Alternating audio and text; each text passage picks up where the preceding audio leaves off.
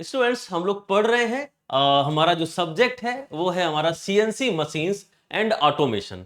CNC machine और जो है हमारा स्वचालन, इसके बारे में जो है हमारी क्लास ऑलरेडी चल रही है। मतलब चैप्टर नंबर 1 इसमें जो है इंट्रोडक्शन जो हमारा परिचय है उसका एक भाग हमारा कंप्लीट हो चुका है। तो आज हमारा नेक्स्ट हमारा टॉपिक हमारा होने वाला है जो भी हमारा लास्ट में हमने कवर किया था डीएनसी और सीएनसी के बीच में जो है डिफरेंस। अब जो है हमारा नेक्स्ट टॉपिक होने वाला है वो है हमारा मशीन कंट्रोल यूनिट।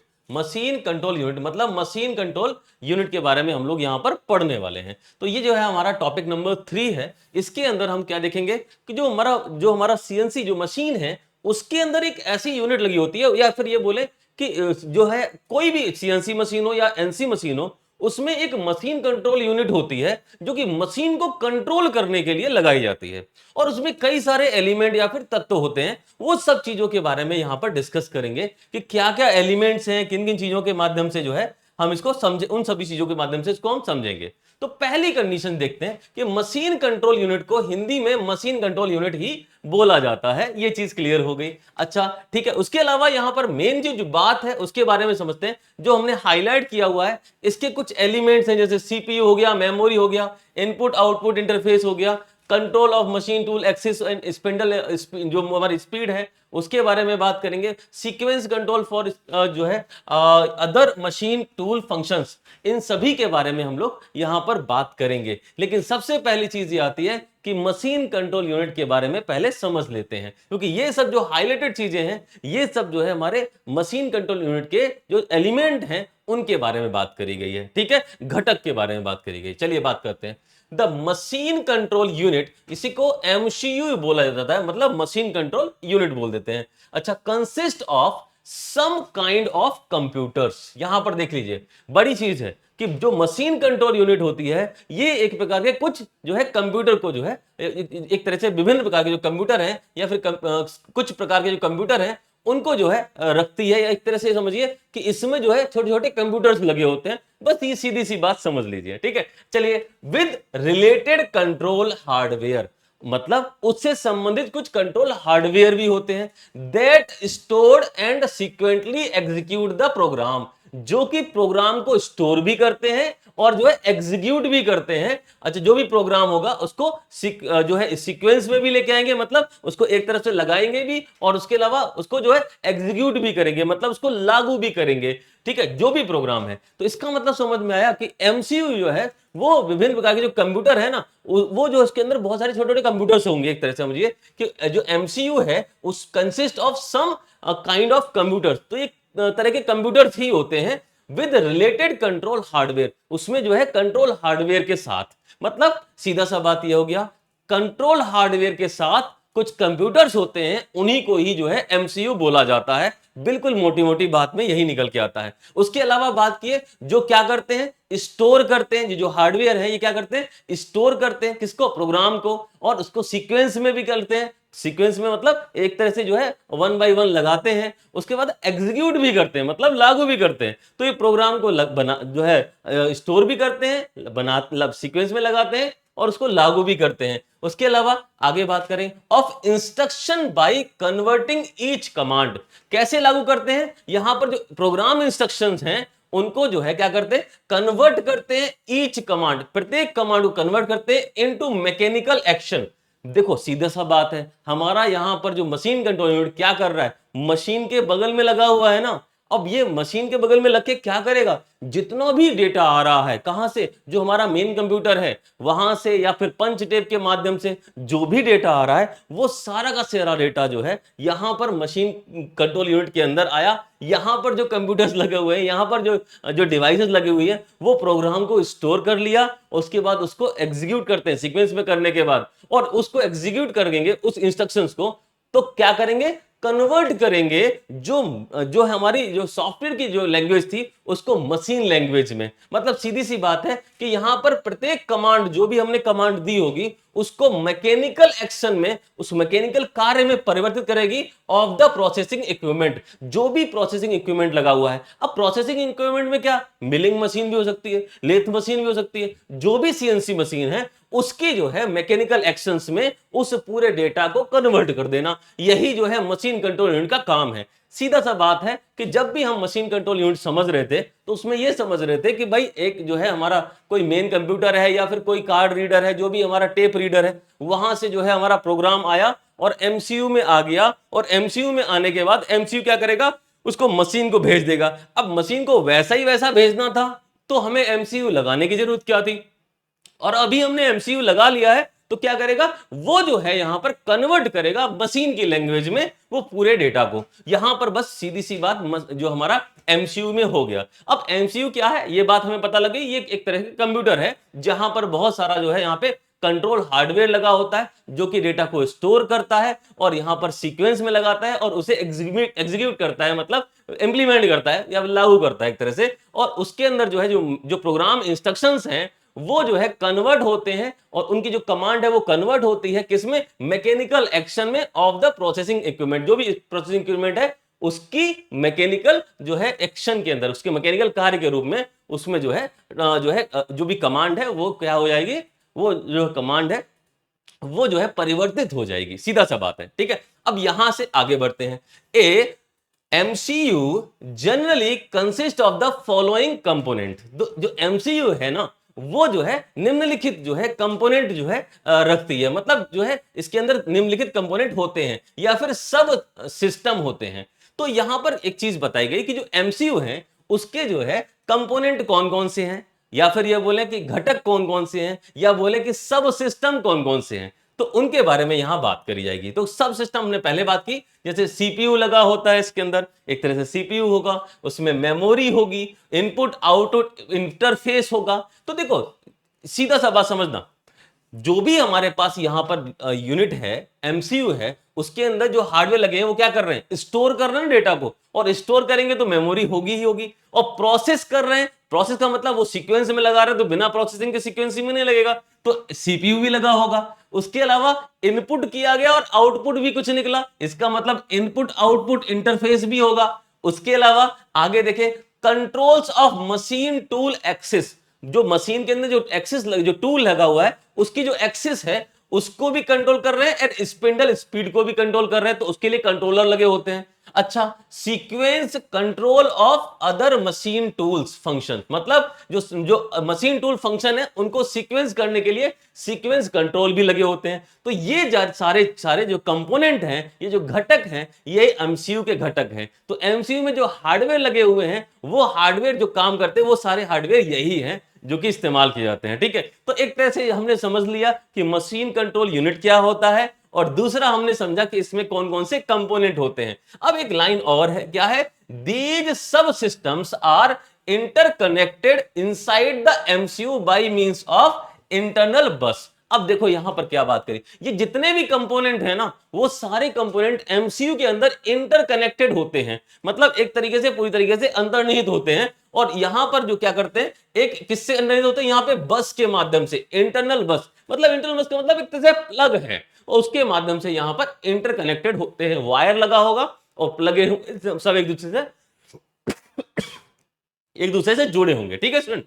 चलिए अब ये चीज हमें समझ में आ गई, इसको थोड़ा सा हिंदी में समझ लेते हैं, थोड़ा कठिन भाषा में है लेकिन कोशिश करेंगे थोड़ा सरल करेंगे, ठीक है। चलिए देखते हैं, मशीन नियंत्रण इकाई।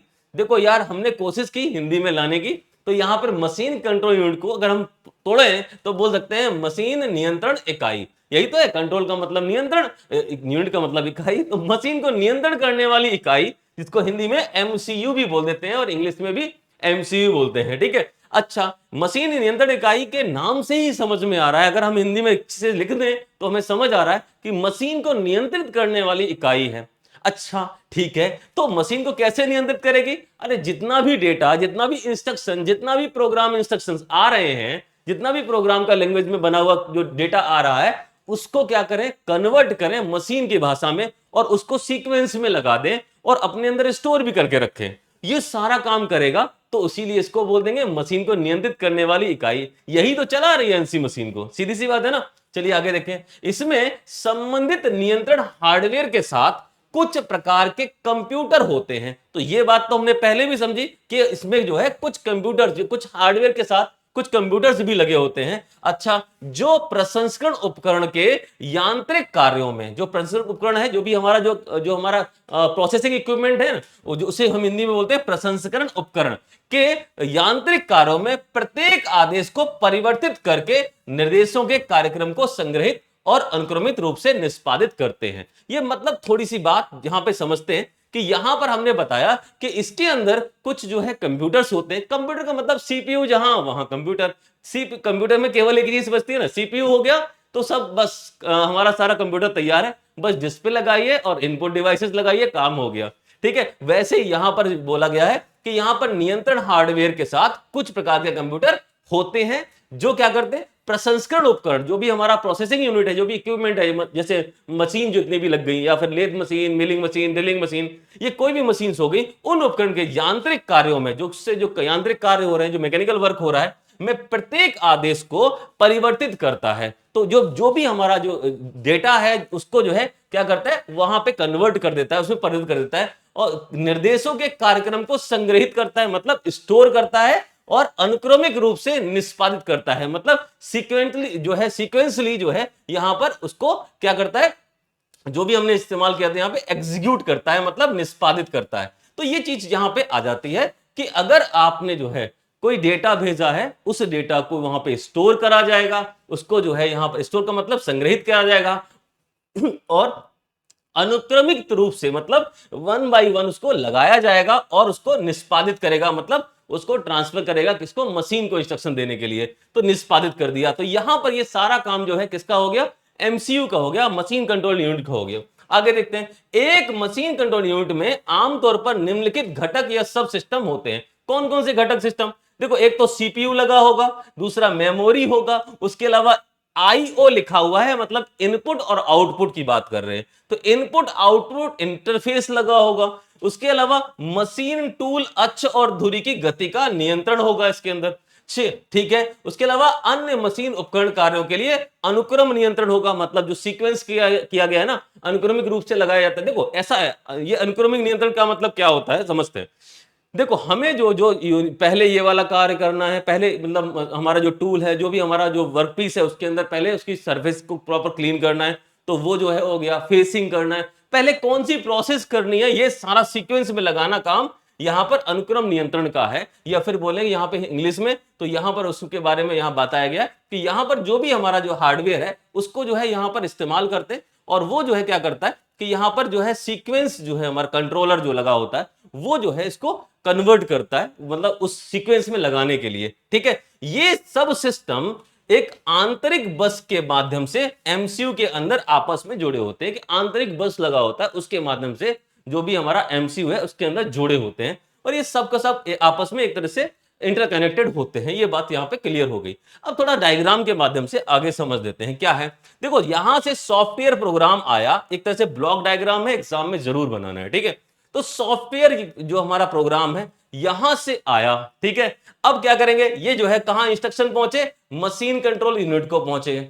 मशीन कंट्रोल यूनिट को ये सारे निर्देश आपने अपने कंप्यूटर के माध्यम से, या फिर बोले कि टेप रीडर के माध्यम से, यहां तक मशीन कंट्रोल यूनिट तक, एमसीयू तक, जो इसे बोलते हैं एमसीयू तक पहुंचा दिया।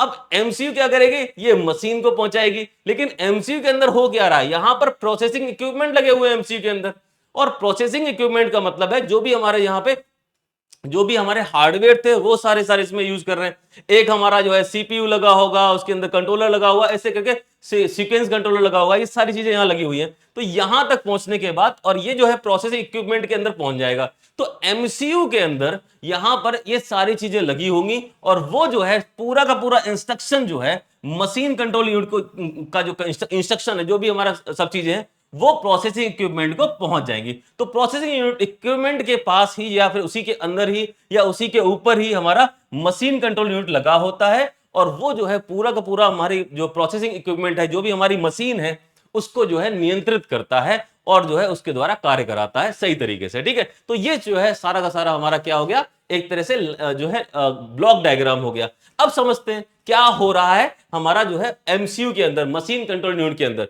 यहां पर क्या होती है, मेमोरी होती है, या फिर सीपीयू लगा होता है, इनपुट आउटपुट इंटरफेस लगा होता है, और यहां पर ये पूरा का पूरा किससे जुड़ा होता है, इंटरनल बसेस से जुड़ा होता है। ये हमारा इंटरनल बसेस है, इसी से मेमोरी कनेक्टेड है, इसी से सीपीयू कनेक्टेड है, इनपुट आउटपुट जो है इंटरफेस भी कनेक्टेड है, और उसके अलावा मशीन कंट्रोल जो हमारा जो है मशीन कंट्रोल जो है हमारा जो हमारा टूल है वो भी इससे कनेक्टेड है। उसके अलावा सीक्वेंस कंट्रोलर भी इसी से जुड़े होते हैं। तो एक जो है हमारा इंटरनल बस हो गया, उसके माध्यम से ये पूरा का पूरा सिस्टम जुड़ा होता है। ये डायग्राम आपको अगर बनाने जरूर बनाने, जो भी हमारे अगर टॉपिक आता है एग्जाम में तो ठीक है। तो यह हो गया मशीन कंट्रोल यूनिट क्या होता है, इंपॉर्टेंट टॉपिक है, एक बात ध्यान रखिए, ये हमारा जो है काफी इंपॉर्टेंट है, तो इसको जो है भूलना नहीं है, प्रॉपर तरीके से इसको समझ गए हैं अच्छे से हो जाएगा। नेक्स्ट देखते हैं, नेक्स्ट है हमारा input devices in CNC. CNC के अंदर इनपुट डिवाइसेस, सीएनसी में इनपुट युक्तियां, ये टॉपिक थोड़ा सा गड़बड़ है। गड़बड़ मींस क्या हुआ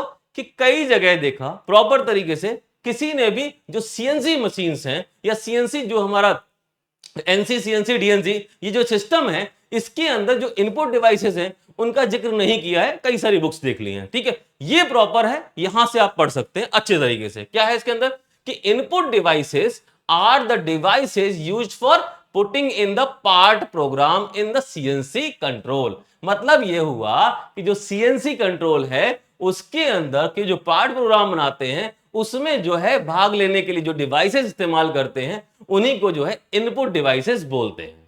मतलब सीधी सी बात है, input devices are the devices, वो डिवाइसेस होती हैं जिनका उपयोग करते हैं for putting in the part program. Part program में जो भी हमारा जो है पार्ट प्रोग्राम में जो है हमारा डेटा इन करने के लिए या फिर डेटा भेजने के लिए जो भी हमारा जो है डिवाइसेस इस्तेमाल करते हैं उन्हें इनपुट डिवाइसेस बोलते हैं इन the CNC control, CNC control के अंदर, ठीक है, सीधा सा बात होगी। उसके अलावा there are 3 input devices that are commonly use. 3 तरह की इनपुट डिवाइसेस होती हैं जिनको साधारणतया इस्तेमाल किया जाता है। Which are the magnetic tape, एक हो गया हमारा मैग्नेटिक टेप, इसके माध्यम से आप डेटा को ट्रांसफर करते हैं। दूसरा हो गया यहां पे मैग्नेटिक टेप के साथ मैग्नेटिक टेप रीडर बोलते हैं उसको, पूरा नाम उसका मैग्नेटिक टेप रीडर है। उसके अलावा हो गया पंच टेप रीडर, अगर मैग्नेटिक टेप लगा हुआ है, अच्छा मैं बताया था मैग्नेटिक टेप क्या होता है, एक वो टेप होता है जो कि पुराने जमाने जो कैसेट चला करती जिससे सॉन्ग वगैरह सुनते थे उसमें जो टेप लगा हुआ था वो मैग्नेटिक टेप था। उसको टेप को रीड करने के लिए एक प्रॉपर सेंसर लगा होता था, वो सेंसर उस टेप पे जो भी हमारा रिकॉर्डेड आइटम होता है उसको जो है रीड करता था। ऐसे ही होता है हमारा मैग्नेटिक टेप रीडर, उसी को बोलते हैं एक्चुअली, ठीक है। तो पंच टेप रीडर और एंड कंप्यूटर वाया RS-232C, ये जो है हमारा कम्युनिकेशन जो है एक तरह से संचार माध्यम है, उसके बारे में बात करेंगे। ये हमारा क्या है कम्युनिकेशन जो है सीरियल हो गया, मतलब सीरीज होगी इस तरह से बोलेंगे। तो यहां पर जो है हमारी इनपुट डिवाइसेस कौन कौन सी हैं वो समझिए। वैसे जनरली इनपुट डिवाइसेस वही होती हैं जो कि सीएनसी प्रोग्राम में जो पार्ट प्रोग्राम है उसमें जो है इनपुट करने के लिए जितनी भी डिवाइसेस का इस्तेमाल करते हैं उन्हीं को जो है इनपुट डिवाइसेस बोलते हैं सीएनसी के अंदर। अच्छा, उसमें जो मेजर डिवाइसेस होती हैं वो कौन कौन सी होती हैं, जो है मैग्नेटिक टेप रीडर या फिर जो है पंच टेप रीडर और या फिर जो है यहां पर कंप्यूटर वाया RS-232C कम्युनिकेशन, ये जो है हमारे पास इनपुट डिवाइसेस हो गई। इसके अलावा कंप्यूटर इटसेल्फ एक जो है हमारा इनपुट डिवाइस हो गया। इसके अलावा कंप्यूटर जो है वो एक तरह से इनपुट डिवाइस का कार्य करता है, कंप्यूटर भी एक इनपुट डिवाइस है, ठीक है, इस सीएनसी के लिए। तो ये चीजें हो गई, इसको हम प्रॉपर तरीके से यहां पे समझेंगे कौन कौन से डिवाइस है, बात करेंगे। हिंदी में समझ लेते हैं क्या है इनपुट डिवाइस। वे डिवाइस हैं जिनका उपयोग सीएनसी कंट्रोल में पार्ट प्रोग्राम में डालने के लिए किया जाता है। अब देखिए सीएनसी कंट्रोल में पार्ट प्रोग्राम को डालने के लिए किया जाता है, इसका मतलब क्या हुआ, देखिए ध्यान देना, हमने क्या किया, हमने अपना जो है जितना भी जो हमारा सिस्टम था उस पे क्या किया, हमने अपना जो है जो भी हमारा जो है प्रोसेस थी उसको हमने पंच टेप के ऊपर लिख लिया या फिर जो है कोड कर दिया या फिर हमने मैग्नेटिक टेप के ऊपर लिख लिया या फिर कंप्यूटर के अंदर ट्रांसफर कर दिया, हमने पूरा डिजाइन कैड में बना लिया और ये सारा का सारा डेटा मशीन कंट्रोल यूनिट को जाना है, एमसीयू को जाना है। तो क्या हो गया, एमसीयू को जा रहा है पूरा डेटा, तो इनपुट डिवाइस क्या हो गई, जो इनपुट डिवाइस जिसके माध्यम से ये पूरा का पूरा डेटा जो है कहां ट्रांसफर हो रहा है, मशीन कंट्रोल को ट्रांसफर हो रहा है। तो यहां पर उन्हीं को जो है इनपुट डिवाइस बोलेंगे। सीधा बात समझ में आ गई, उन्हीं को इनपुट डिवाइस जिनके माध्यम से ये सब जा रहा है। तो किनके माध्यम से जा रहा है, एक तो केबल चाहिए ना, उस केबल के माध्यम से पूरा का पूरा कनेक्शन होगा ना, आजकल तो क्या है, वाईफाई का सिस्टम आ गया है, वाईफाई सिस्टम इस्तेमाल करते हैं, वाईफाई 6 भी चल रहा है, वाईफाई 5 भी चल रहा है, उनके माध्यम से करते हैं, तो वो भी हो रहा है आज के हिसाब से देखें तो। लेकिन पहले क्या था, हमारे पास ऐसा कोई युक्तियां नहीं थी, तो हमारे पास केवल एक कम्युनिकेशन जो है हमारा जो है लेन वायर के तौर पे था, जिसे हम बोलते हैं RS-232C। इसके माध्यम से डेटा ट्रांसफर करते थे, तो ये भी इनपुट डिवाइस हो गई। उसके अलावा क्या था, यहां पर टेप रीडर था या पंच टेप रीडर था, ये भी जो है डेटा को ट्रांसफर करती थी। या फिर यहां पर हम बोले मैग्नेटिक टेप रीडर था, इनका इस्तेमाल करते थे डेटा ट्रांसफर करने के लिए। तो ये सब हमारी इनपुट डिवाइसेस थी पहले। आज तो बहुत ज्यादा एडवांस हो गया है, तो यहां पे आजकल वाईफाई का इस्तेमाल, तो कंप्यूटर से मशीन कंट्रोल यूनिट को डेटा ट्रांसफर करना है तो वाईफाई के माध्यम से कर सकते हैं, वो भी हमारा इनपुट डिवाइसेस हो गया। और कंप्यूटर के माध्यम से कर रहे हैं तो कंप्यूटर भी जो है हमारा क्या होगा, इनपुट डिवाइस होगा। तो अब जो हम इनपुट डिवाइसेस पढ़ रहे हैं बुक्स वगैरह में, वहां समस्या ये आ रही है कि वो लोग जो है ना कंप्यूटर के इनपुट डिवाइसेस बता रहे हैं। अब कंप्यूटर के इनपुट डिवाइसेस तो नहीं पूछे ना, यहाँ सीएनसी के इनपुट डिवाइसेस पूछे हैं, तो यहां पर समझें, थोड़ी समझने वाली बात है। ठीक है, तो ये चीज यहां पर हो गई कि इनपुट डिवाइस वे डिवाइस है जिनका उपयोग सीएनसी कंट्रोल में पार्ट प्रोग्राम जो है उसमें डालने के लिए किया जाता है। तो पार्ट प्रोग्राम ट्रांसफर करने के लिए जो हमें डिवाइस इस्तेमाल करनी है, इनपुट डिवाइसेस हो गई। अच्छा ठीक है, आमतौर पर उपयोग किए जाने वाले 3 इनपुट डिवाइसेस हैं। कौन कौन से 3 इनपुट डिवाइसेस हैं? पहला है चुंबकीय टेप रीडर, दूसरा पंच टेप रीडर, और तीसरा जो है RS-232C, संचार के माध्यम से कंप्यूटर। मतलब ये जो है यहां पर जो भी हमारा जो है इनपुट डिवाइसेस हो गई। ठीक है, तो ये जो है हमारा इनपुट डिवाइसेस के बारे में। अब हम डायग्राम देखते हैं, कुछ थोड़ा बहुत जितना आपको दिखाई दे उतना ही काफी है। ये जो आपको डायग्राम दिखा रहा है, ये हमारा जो है क्या है, पंच टेप रीड, ये हमारा पंच टेप है। क्या है? PUNC, पंच टेप, TAP। अब ये टेप, पंच टेप क्या है? पंच टेप का मतलब ये, एक जो है हमारा टेप हुआ करता था, उस टेप पे हमने कुछ होल बनाए हुए थे और अलग अलग डायमीटर के होल लगाए हुए थे, और उसमें प्रॉपर तरीके से सब कुछ कोडेड था। मतलब अगर इधर से रख देंगे तो यहाँ पे 1 2 3 4 5 इस तरीके से पंच जो है यहाँ पे होल को गिना जाएगा। उसके अलावा जो हमारी विड्थ हो गई वो जो है चौड़ाई हो गई, इसको चौड़ाई बोल देते हैं। उसके बाद होल का सीक्वेंस हो गया, किस तरीके से सीक्वेंस करा है, कितने होल हो गए, बीच का होल जो है हमारा छोटे साइज का किया है। तो इस तरह से हम यहाँ पर कोडिंग कर रखा होता था, और हर एक की जो है प्रॉपर तरीके से सब कुछ कोडेड था। तो यहां से इस तरह का पंच टेप बनाते थे।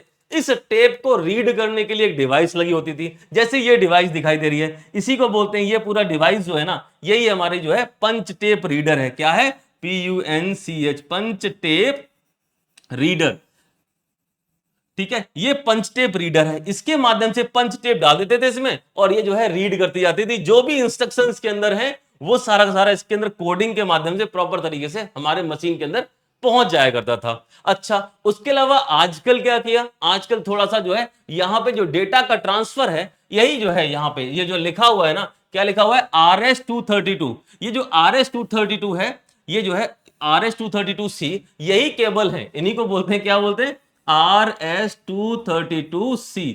ये कम्युनिकेशन टेबल है, मतलब केबल है, इनका इस्तेमाल करते हैं दो कंप्यूटर्स को, दो डिवाइसेस को जोड़ने के लिए।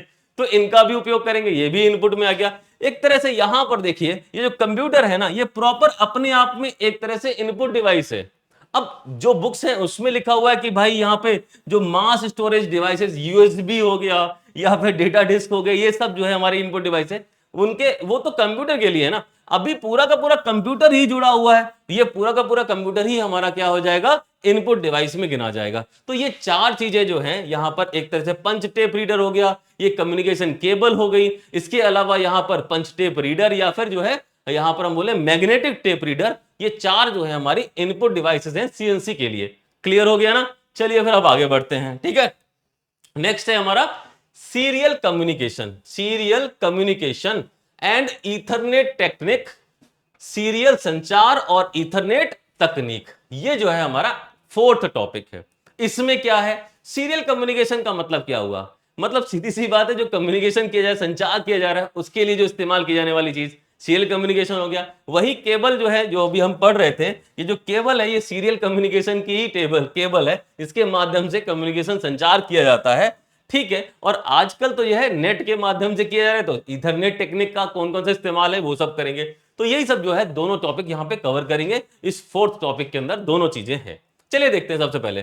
तो serial communication is a communication method. ये क्या है? एक संचार माध्यम है। तो सीरियल कम्युनिकेशन क्या है? एक तरह से संचार का माध्यम है। ठीक है। अच्छा, दैट यूजेज वन और टू ट्रांसमिशन लाइन, जो एक या दो ट्रांसमिशन लाइन का इस्तेमाल करता है to send and receive data, data को सेंड करने के लिए या फिर रिसीव करने के लिए। मतलब सीधी सी बात, थोड़ा थोड़ा भनक लग रही होगी आपको भी कि सीरियल कम्युनिकेशन एक तरह से वो वायर है जो कि कंप्यूटर को मशीन से जोड़ रहा है, किसी से कम्युनिकेशन होना है। तो यहां पर वही चीज है, ये कम्युनिकेशन मेथड है जो क्या कर रहा है? यूज कर रहा है वन और टू ट्रांसमिशन लाइन, जो एक या दो ट्रांसमिशन लाइन को जो है यहां इस्तेमाल कर रहा है सेंड करने के लिए या फिर रिसीव करने के लिए डेटा को। ठीक है। And that data is continuously sent and receive one bit at a time. ये जो डेटा है इसमें जो है एक बिट, ये यूनिट है किसकी? डेटा की।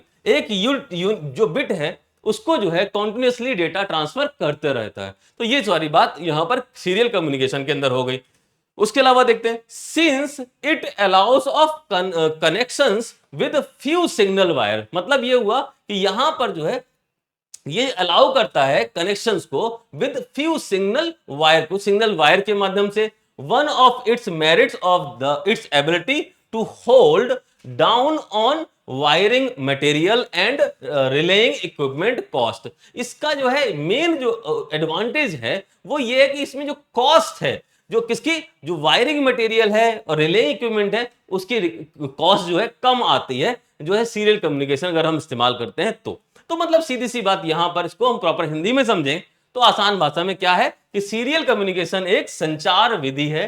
सीरियल कम्युनिकेशन क्या है? एक संचार का माध्यम है, विधि है। अच्छा, जो डेटा भेजने और प्राप्त करने के लिए एक या दो ट्रांसमिशन लाइनों का उपयोग करता है। ठीक है। उसके अलावा और वह डेटा, जो भी हमारा डेटा है, एक समय में लगातार भेजा और प्राप्त किया जाता है, एक बिट में लगातार भेजा जाता है और प्राप्त किया जाता है, क्योंकि यह कुछ सिग्नल तारों के साथ कनेक्शन की अनुमति देता है। मतलब कुछ तारों के साथ, मतलब एक तरह से बोले जो हमारा डेटा है ना, उस जो हमारे सीरियल कम्युनिकेशन है उसमें जो वायर है ना वो एक साथ कई कनेक्शन की अनुमति देता है।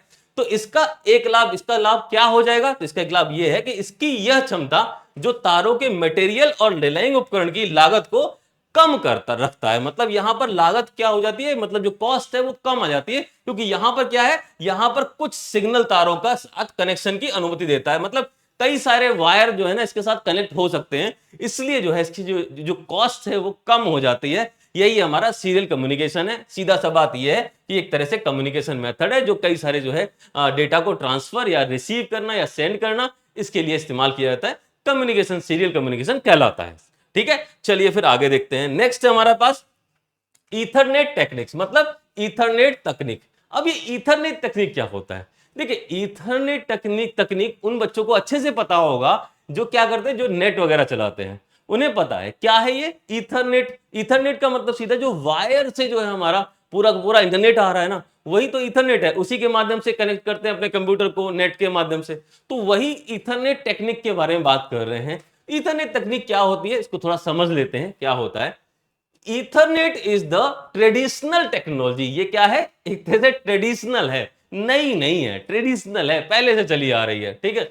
अच्छा, फॉर कनेक्टिंग, कनेक्ट करने के लिए डिवाइसेस, अलग अलग डिवाइसेस को कनेक्ट करने के लिए in a wired local area network, जो कि वायर्ड लोकल एरिया नेटवर्क में मतलब सभी कंप्यूटर एक दूसरे से वायर के माध्यम से जुड़े होते हैं। उसी को तो क्या बोलते हैं? लोकल एरिया नेटवर्क, LAN, लेन वायर है ये, बोलते हैं ना, जो कंप्यूटर को समझते हैं उनको पता होगा कि लेन वायर बोलते हैं उसको, कि लेन वायर लगा दो इसको जो है यहां से नेट कनेक्ट करने के लिए। ठीक है। तो लेन जो है इसके माध्यम से जो है लोकल एरिया नेटवर्क के माध्यम से कई डिवाइसेस को कनेक्ट करने के लिए जो है यहां पर ये टेक्नोलॉजी है जिसे हम ईथरनेट बोलते हैं। ठीक है। आगे देखते हैं। और वाइड एरिया नेटवर्क, WAN, वैन भी बोलते हैं। तो जो वाइड एरिया नेटवर्क है उसको जोड़ने के लिए या फिर लोकल एरिया नेटवर्क को जोड़ने के लिए यहां पर एक डिवाइसेस का इस्तेमाल करते हैं, कनेक्टिंग डिवाइस का इस्तेमाल करते हैं, और ये जो है एक ट्रेडिशनल टेक्नोलॉजी है। ठीक है। आगे देखते हैं। It enables devices to communicate with each other. ये जो है एक दूसरे से डिवाइसेस को कनेक्ट करके कम्युनिकेशन करने के लिए जो है स्वतंत्र करती है वाया ए प्रोटोकॉल, एक प्रोटोकॉल के माध्यम से। प्रोटोकॉल का मतलब है कुछ कोड के माध्यम से यहां पर एक दूसरे के साथ जो डिवाइसेस हैं वो कम्युनिकेट कर पाती हैं यहां पर जो है ईथरनेट टेक्नोलॉजी के माध्यम से। Which is a set of rules, मतलब जो प्रोटोकॉल है वो क्या है, ये जो है सेट ऑफ रूल्स है, कुछ नियम कायदे कानून है कि डेटा को ट्रांसफर ही कर सकते हैं, केवल रीड कर सकते हैं, उसे डाउनलोड नहीं कर सकते, ये सारा प्रोटोकॉल बोलते हैं इसको, ठीक है। और कॉमन नेटवर्क लैंग्वेजेस, ये कुछ कॉमन लैंग्वेज जो नेटवर्क लैंग्वेजेस हैं और रूल्स हैं, ये जो है हमारे प्रोटोकॉल कहलाते हैं, ठीक है। तो यहां पर बात आ गई, सीधी सी बात है कि ये जो है डिवाइसेस को एक दूसरे से कम्युनिकेट करने के लिए इस्तेमाल किया जाता है वाया प्रोटोकॉल, प्रोटोकॉल के माध्यम से। और प्रोटोकॉल क्या होता है, वो होता है सेट ऑफ रूल्स, कुछ सेट ऑफ रूल्स, उन्हें प्रोटोकॉल बोलते हैं। और जो है कॉमन नेटवर्क जो है कम्युनिकेशन या कॉमन नेटवर्क लैंग्वेजेस के माध्यम से एक दूसरे से डिवाइसेस आपस में कम्युनिकेट कर लेती हैं। आगे देखते हैं, Ethernet stands define both layer 2 and layer 1। मतलब क्या हुआ, जो ईथरनेट स्टैंडर्ड्स है ना, वो जो है लेयर 2 और लेयर 1 दोनों तरह की टेक्नोलॉजी को जो है यहां पे अडॉप्ट करते हैं। ये टेक्नोलॉजी क्या होती है, थोड़ा सोफिस्टिकेटेड है, थोड़ा सा बड़ी बात है ये, इसको समझाना।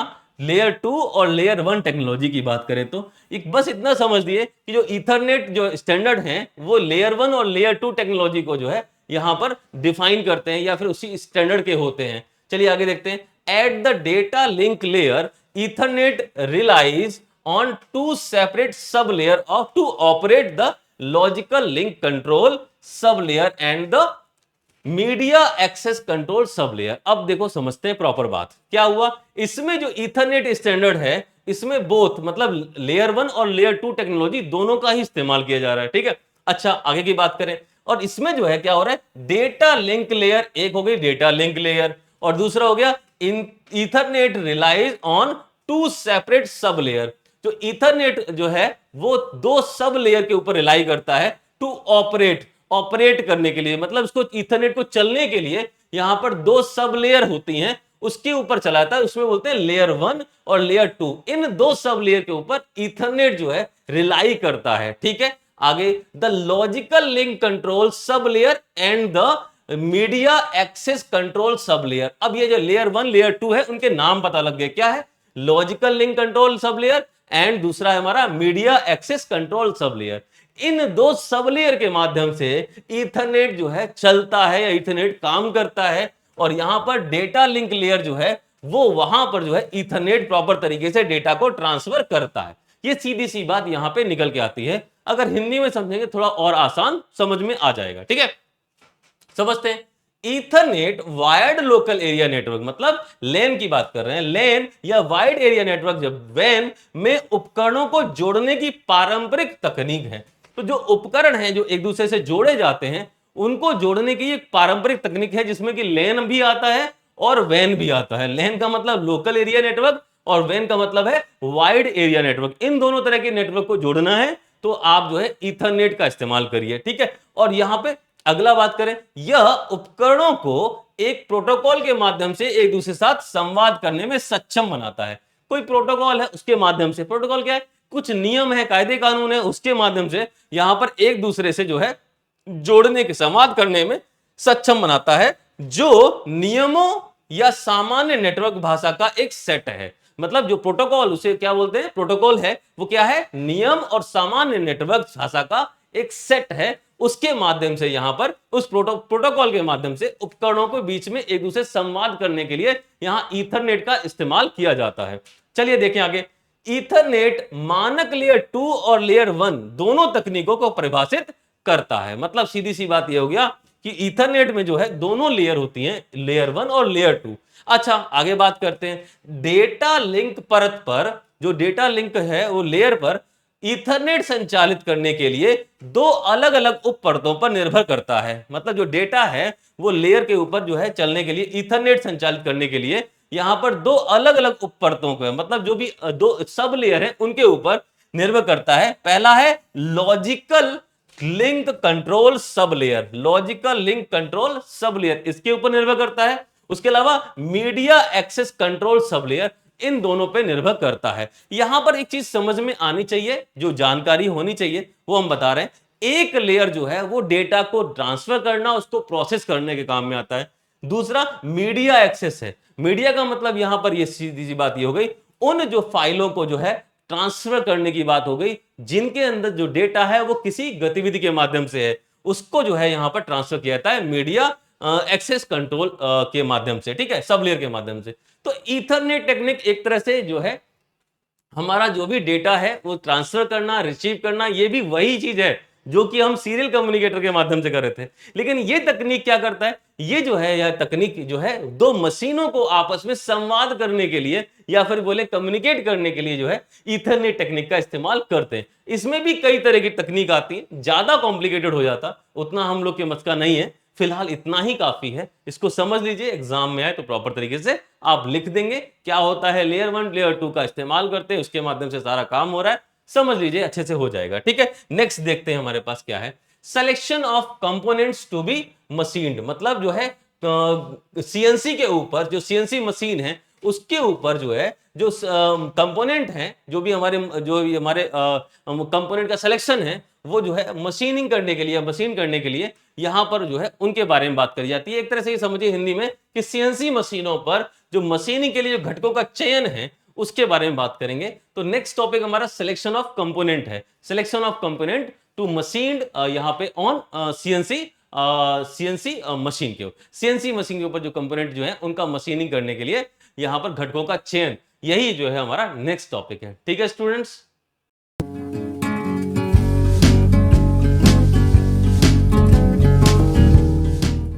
तो स्टूडेंट्स अब हम देखेंगे हमारा नेक्स्ट टॉपिक जो है वो टॉपिक किस पर बेस्ड है, selection of component to be machined.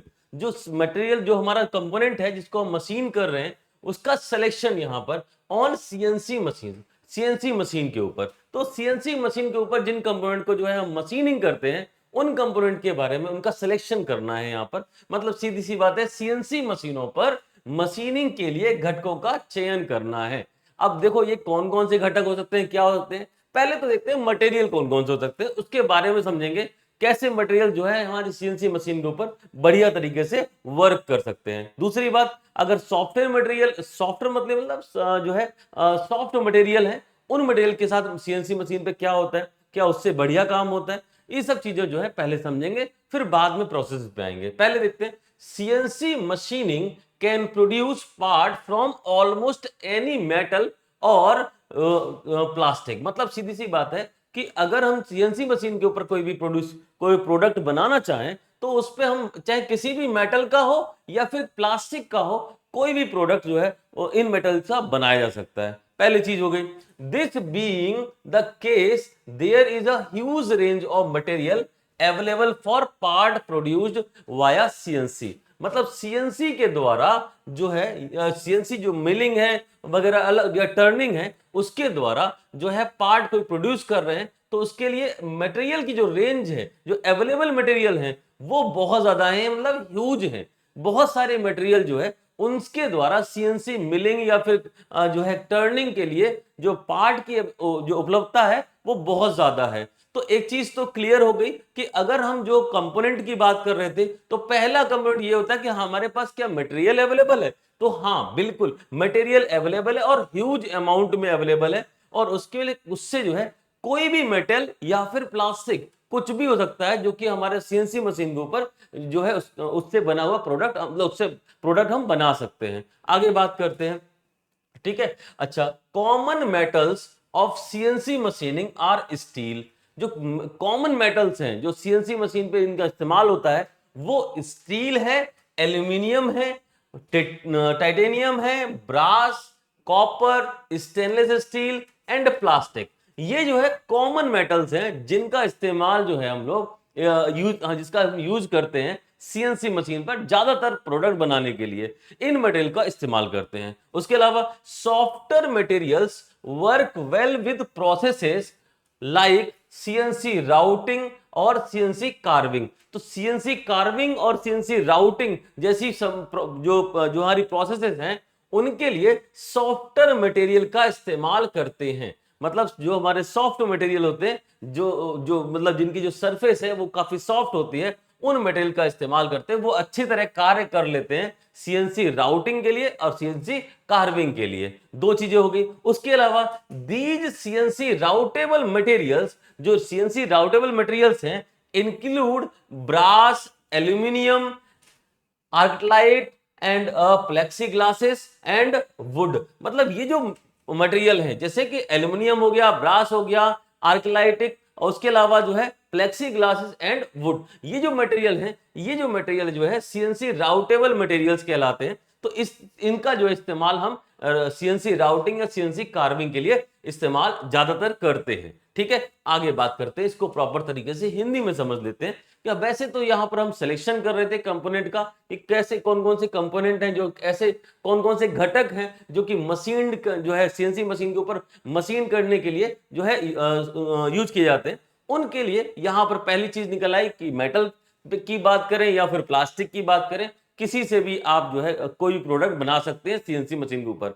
दूसरी बात आई कि जो हमारा मटेरियल की रेंज है वो बहुत ज्यादा है, बहुत सारे मटेरियल जो है अवेलेबल है जिनके द्वारा सीएनसी मशीन के ऊपर हम काम कर सकते हैं। और तीसरी चीज निकल के आती है, चाहे सीएनसी मिलिंग हो या फिर जो है हमारा टर्निंग हो, हम किसी भी मेटल का इस्तेमाल करके उन पे कर सकते हैं सीएनसी के ऊपर। उसके बाद जो कॉमन मेटल्स हैं वो जो है हमारे steel, aluminium, brass, titanium, stainless steel और प्लास्टिक, ये इनको जो हम ज्यादा इस्तेमाल करते हैं। सॉफ्टवेयर मटेरियल्स जो है उनका जो है इस्तेमाल ज्यादातर जो है सीएनसी राउटिंग और सीएनसी कार्विंग के लिए करते हैं। और लास्ट में आती है सीएनसी राउटेबल मटेरियल के नाम पे अगर हम समझें तो सबसे बड़ी बात आती है ब्रास, एल्यूमिनियम, एक्रेलाइट और उसके अलावा जो है प्लेक्सी ग्लासेस एंड वुड, ये जो है मटेरियल जो है हमारे सीएनसी राउटेबल मटेरियल हैं। चलिए ठीक है, इतनी बात हो गई, हिंदी समझते। सीएनसी मशीनिंग लगभग किसी भी धातु या प्लास्टिक के भागों का उत्पादन कर सकती है।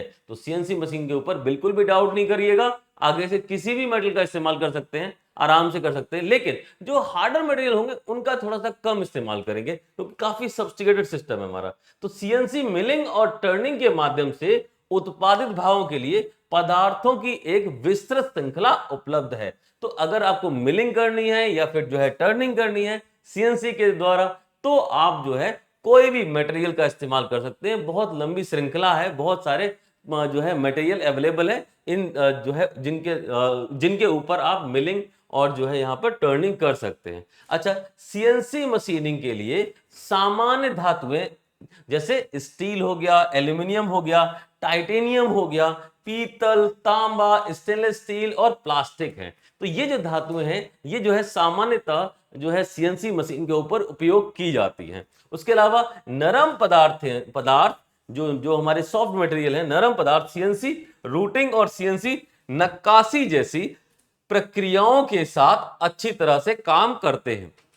अगर सीएनसी राउटिंग या सीएनसी कार्विंग अगर हमें करना है तो इस जैसी प्रक्रियाओं के लिए जो हमारे सॉफ्टवेयर मटेरियल हैं वो अच्छी तरीके से काम कर सकते हैं। उसके अलावा इन सीएनसी रूटेबल पदार्थों में पीतल, एल्यूमिनियम, जो है एक्रिलिक, उसके अलावा फ्लेक्सी ग्लासेस और जो है लकड़ी शामिल होते हैं। मतलब इस तरह के जो मटेरियल है वो सीएनसी रूटेबल पदार्थ कहलाते हैं। एक तरह से ये हो गया। तो ये जो है यहाँ पर हमने थोड़ी सी बात की कि जो है हम सीएनसी के जो हमारे मशीन है उसके ऊपर जो हम कंपोनेंट है जिनको मशीन करते हैं वो उनका सिलेक्शन करना है। तो यहाँ पर पार्ट के बारे में जो मटेरियल है उसके बारे में बात हो गई। चलिए नेक्स्ट देखते हैं। नेक्स्ट में हम लोग पढ़ेंगे कि following operations are done by CNC machine. तो सीएनसी मशीन के द्वारा कौन कौन से ऑपरेशन किए जाते हैं। तो कंपोनेंट का डिजाइन करना था, कंपोनेंट का सिलेक्शन करना था, तो एक तो मटेरियल के बेस्ड हो सकता है, दूसरा हमारा जो है प्रोसेसेस के या ऑपरेशन के ऊपर जो है से संबंधित हो सकता है। तो यहां पर ऑपरेशन की बात की, क्या क्या, तो सीएनसी मशीन द्वारा निम्नलिखित संक्रियाएं की जाती हैं।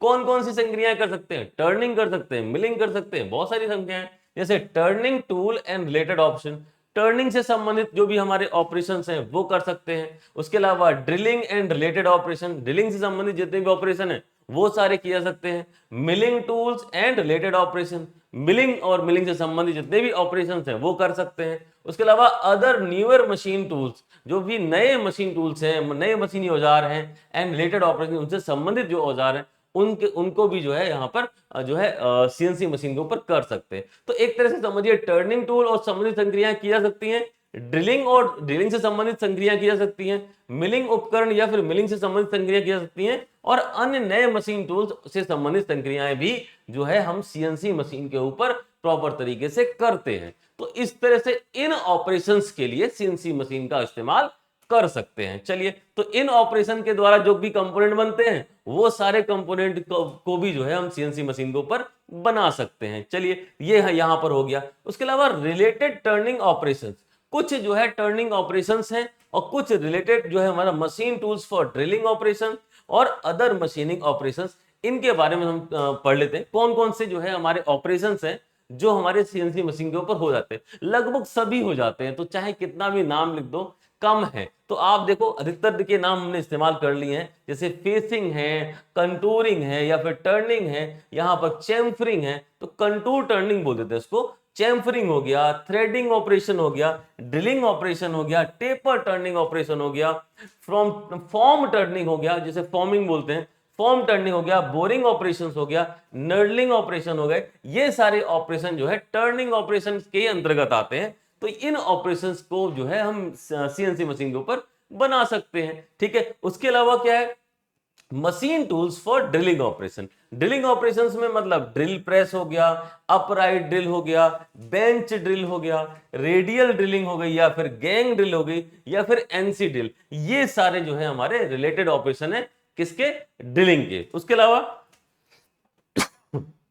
अदर मशीनिंग ऑपरेशंस जैसे shaping, planning, broaching and saving, मतलब ये जो है ऑपरेशंस तो हमारे अदर ऑपरेशन, जो भी हमने न्यूअर मशीन टूल्स की बात की थी उनके बारे में। तो शेपिंग, प्लेनिंग एंड ब्रोचिंग और सिविंग का जो इस्तेमाल करते हैं यहां पर, इस ये प्रोसेस ऑपरेशंस किए जा सकते हैं सीएनसी मशीन के ऊपर। तो यहां से जो है हमारा ये टॉपिक कंप्लीट होगा। इसको समझने के लिए सीधी सी बात समझिए कि selection of component of machined on CNC machine. तो सीएनसी मशीन के ऊपर जो है हमारा जो मटेरियल का मशीनिंग होती है उनके कंपोनेंट का सिलेक्शन, चुनाव कैसे करते हैं, तो यहां पर वही सब बातें आई, क्या क्या चीजें उसमें हो सकती हैं, ये तो है टॉपिक कंप्लीट हो जाएगा। चलिए हम बढ़ते हैं अपने नेक्स्ट टॉपिक की ओर, और हमारा नेक्स्ट टॉपिक है 6 नंबर कि प्रॉब्लम्स विद कन्वेंशनल एनसी। मतलब जो कन्वेंशनल, जो पारंपरिक जो एनसी मशीन्स हैं उनके साथ क्या समस्या है, उनमें क्या क्या समस्याएं आती हैं।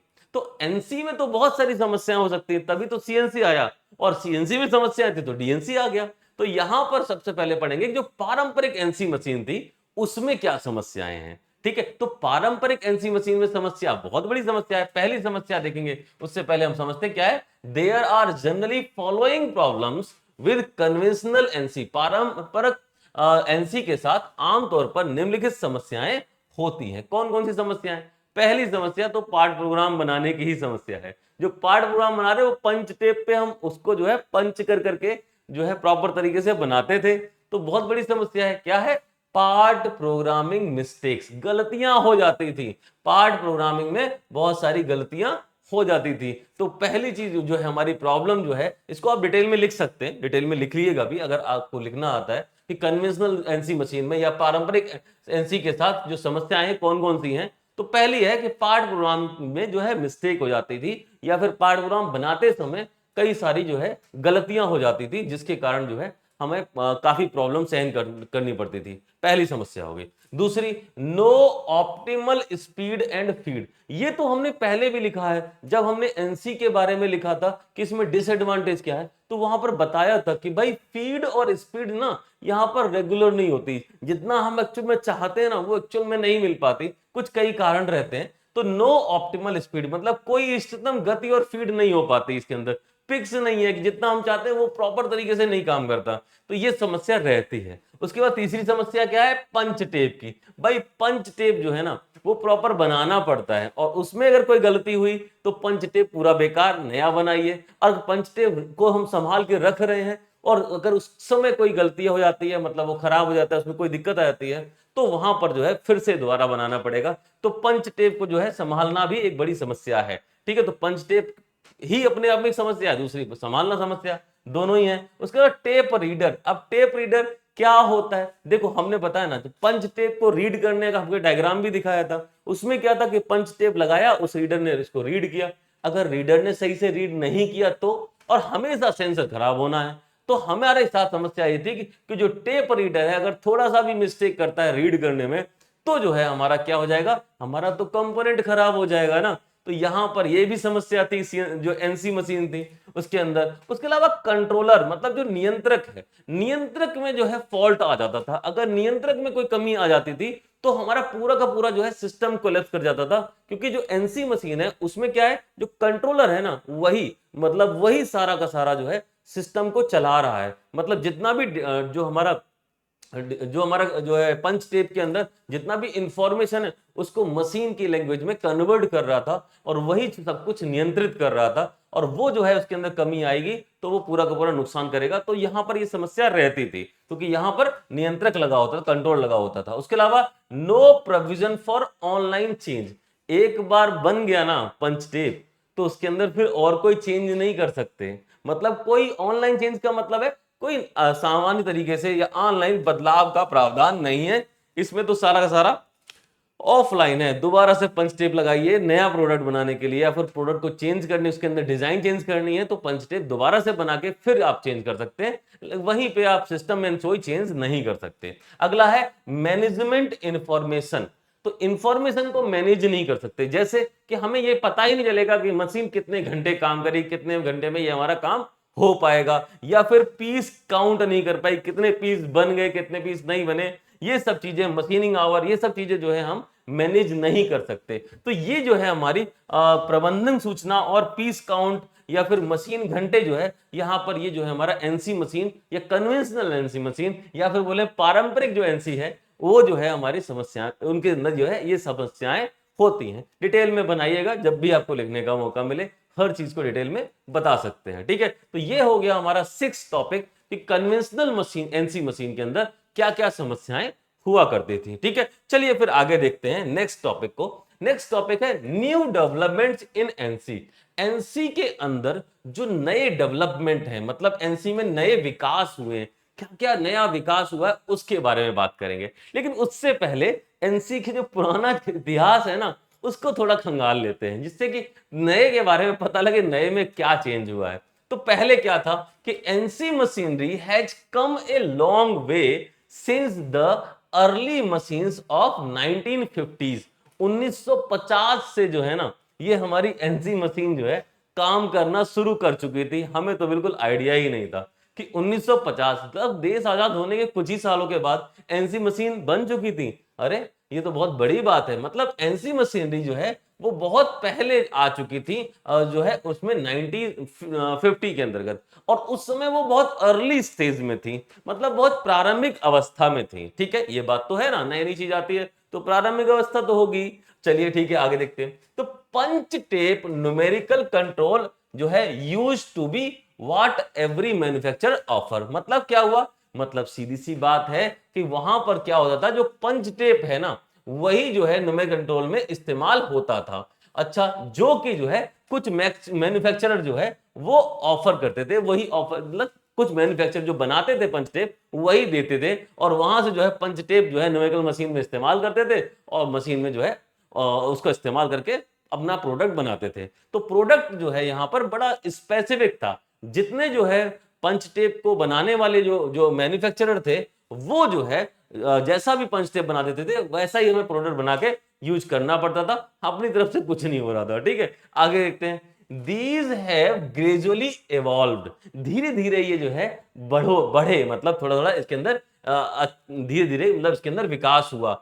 Into several डिफरेंट कोड्स के अंतर्गत। पहले क्या था, केवल पंच टेप था, फिर धीरे धीरे इसमें विकास हुआ, कई सारे नए कोड भी आ गए, and were even replaced by the universal programming language. और धीरे धीरे यूनिवर्सल प्रोग्रामिंग ने इसको रिप्लेस कर दिया, इसको हटा दिया, और वो यूनिवर्सल प्रोग्रामिंग लैंग्वेज क्या है, जी कोड। जैसे होता है ना एम कोड जी कोड, जी कोड आके जी कोड ने क्या कर दिया, ये जो सब प्रॉब्लम थी ना, ये सब जो पंच टेप वगैरह जो जो जो सब चीजें थी ना, इन सबको रिप्लेस करके अपना स्थान ले लिया, जी कोड आ गए।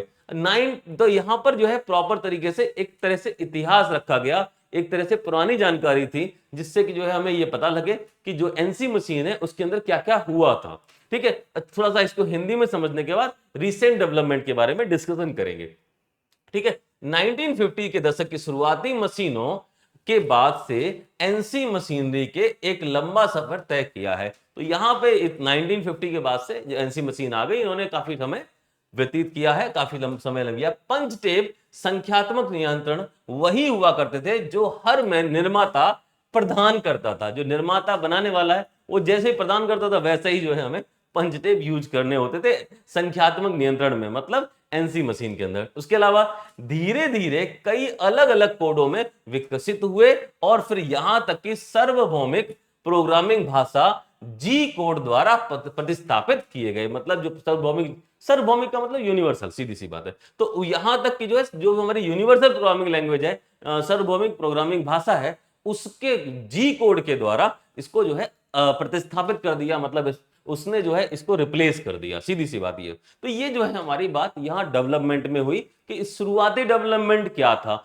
अब देखते हैं नया डेवलपमेंट, जो रीसेंट डेवलपमेंट हुआ है। देखो रीसेंट डेवलपमेंट बहुत ज्यादा हो चुका है। अभी भी जो हम यहां पर बात देखेंगे उसमें भी कई चीजें ऐसी हैं जो इसमें छूट रही हैं, और भी चीजें आ सकती हैं, लेकिन फिलहाल हमारे हिसाब से इतना काफी है, ज्यादा नहीं जाना है। Recent development in NC technology, मतलब एनसी प्रौद्योगिकी में हालिया विकास, मतलब हालिया विकास या रिसेंट विकास या फिर जो है हाल का विकास, जो भी आप लिख सकते हैं, इसको हिंदी में लिख सकते हैं। अच्छा ठीक है, तो पहली जो है हमारी यहाँ पे डेवलपमेंट क्या है, वो ये है कि भाई अब जो है ना सिमुलेशन होने लगा है। क्या होने लगा है? सिमुलेशन। मतलब जो प्रोसेसिंग है ना उसमें जो है यहाँ पर हम ऑलरेडी मशीन के ऊपर करने लगे हैं। वेरिफिकेशन होने लगा है कि प्रोडक्ट जो हम जैसा बनाना चाह रहे हैं वैसा ही बन रहा है।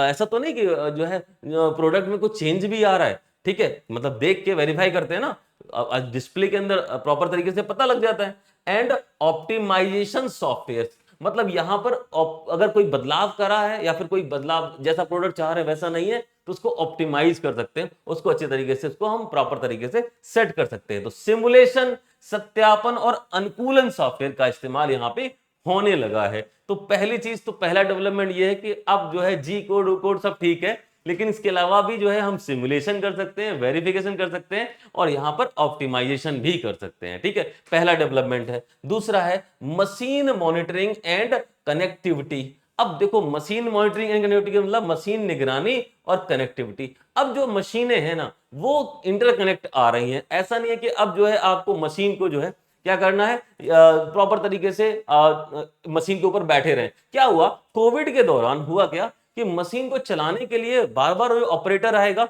और उसको जो है दूसरे ऑपरेटर से नुकसान हो सकता है। तो क्या करें, मशीन को ना प्रॉपर तरीके से अपने आप चलाने दीजिए। मतलब उसको जो है प्रॉपर दूर बैठा हुआ कोई ऑपरेटर ऑनलाइन जो है उसको क्या करे, ऑपरेट करे। तो ऐसी कंडीशन में यहां पर मशीन मॉनिटरिंग और कनेक्टिविटी का जो है नया विकास हुआ। इसके अंदर क्या हुआ कि अब जो ऑपरेटर है वो कहीं दूर बैठ के मशीन को ऑपरेट कर सकता है, उस पर निगरानी रख सकता है। तो इस चीज का जो है नया जो है एडवांसमेंट आया, ये लेटेस्ट एडवांसमेंट है। उसके अलावा मैन्युफैक्चरिंग एज अ सर्विस, यहां पर मैन्युफैक्चरिंग एज सर्विस का मतलब मास, सेवा के रूप में विनिर्माण। अब यहां पर जो विनिर्माण है, जो हमारा जो है मैन्युफैक्चरिंग है, वो प्रॉपर तरीके से यहां पर कैसे की जाने लगी, यहां पर जो है एक सेवा के रूप में, मतलब यहां पे एज अ सर्विस हो गई। अब यहां पर जो मैन्युफैक्चरिंग है वो आसान हो गई है इन सब चीजों का इस्तेमाल करते हुए। तो यहां पर एक MAAS करके प्रॉपर तरीके से एक तरह से जो हमारा यहां पर मैन्युफैक्चरिंग एज अ सर्विस जो है एक तरह से ये रिप्रेजेंट करता है कि जो हमारी मैन्युफैक्चरिंग है उसके अंदर जो मशीन के अंदर जो पार्ट बन रहे हैं वो प्रॉपर तरीके से ऐसे बन रहे हैं कि हमारा प्रोडक्ट जो है प्रॉपर तरीके से क्वालिफाई कर रहा है ऑटोमेशन को, मतलब जो है स्वचालन को।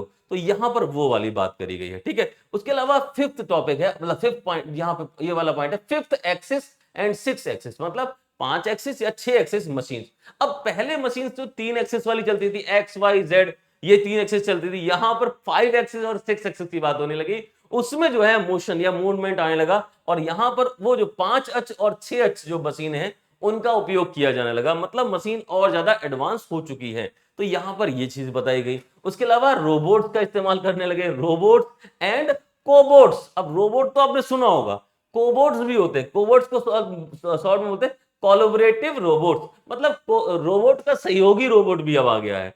पहले तो केवल रोबोट होता था। तो robot and cobots on the machine shop floor. अब मशीन शॉप फ्लोर के ऊपर जहां मशीन रखी हुई है वहां पर आप इंसान की जगह पे रोबोट वर्क कर रहे थे, लेकिन अब को रोबोट भी जो है यहाँ पर कोबोट्स जो है वो भी यूज किए जाने लगे। मतलब उनको हिंदी इंग्लिश में बोलते हैं कोलैबोरेटिव रोबोट्स, या फिर हिंदी में बोले सहयोगी रोबोट भी इस्तेमाल किए जाने लगे। तो ये जो है एडवांसमेंट है, मतलब मशीन शॉप फ्लोर पर रोबोट और कोबोट्स जो है इनका इस्तेमाल होने लगा है। तो ये जो है रिसेंट डेवलपमेंट है, इनके बारे में आप चाहो थोड़ा दो लाइन लिख सकते हैं, जिससे कि डिटेल में आपको ये चीज मिल जाए। मतलब सीधी सी बात है कि अब इतना ज्यादा एडवांसमेंट हो चुका है कि एनसी मशीन जो पहले क्या पंच टेप वाला सिस्टम था, मैन्युफैक्चरर जो दे देता था वही पार्ट बन के तैयार होता था, बाकी कुछ नहीं। लेकिन यहां पर एडवांसमेंट हद से ज्यादा, बहुत अच्छा, काफी का ज्यादा एडवांसमेंट हो चुका है। तो एक तरह से यहां पर न्यू डेवलपमेंट इन एनसी में ये जो हमारा टॉपिक है ये हमारा यहाँ क्लियर होता है। चलिए बढ़ते हैं अपने नेक्स्ट टॉपिक के ऊपर, और ये जो टॉपिक है टॉपिक नंबर 8, एक्सिस आइडेंटिफिकेशन, मतलब अक्ष पहचान। अब हम पढ़ेंगे अपना नेक्स्ट टॉपिक है एक्सिस आइडेंटिफिकेशन, अक्ष की पहचान कैसे करते हैं। ठीक है स्टूडेंट, तो यहां पर जो है हमारा नेक्स्ट टॉपिक स्टार्ट होगा। ठीक है,